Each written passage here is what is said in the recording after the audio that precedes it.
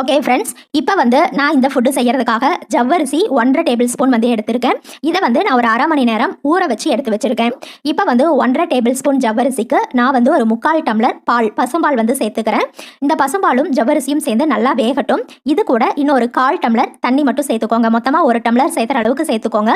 இது பார்த்தீங்க அப்படின்னா இப்போ இந்த அளவுக்கு நல்லா வெந்துருச்சு. நான் அரை மணி நேரம் ஊற வச்சதால ஜவ்வரிசி சீக்கிரம் வெந்துருச்சு. இந்த கன்சிஸ்டன்சி பார்த்தீங்க அப்படின்னா இன்னும் நம்ம இறக்கி வச்சோம் அப்படின்னா ஜவ்வரிசி இன்னும் திக்காகும். அதாவது திக் கன்சிஸ்டன்சிக்கு வரும். இப்போ ஜவ்வரிசி வெந்துருச்சு. நம்ம இப்போ ஸ்டவ் ஆஃப் பண்ணிட்டு இதை கீழே எடுத்து வச்சுக்கலாம்.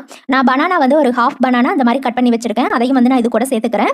அதுக்கப்புறம் ட்ரை கிரேப்ஸ், உலர் திராட்சை, அதையும் நான் ஒரு 4-5 நல்லா வாஷ் பண்ணிட்டு இது கூட சேர்த்துக்கிறேன்.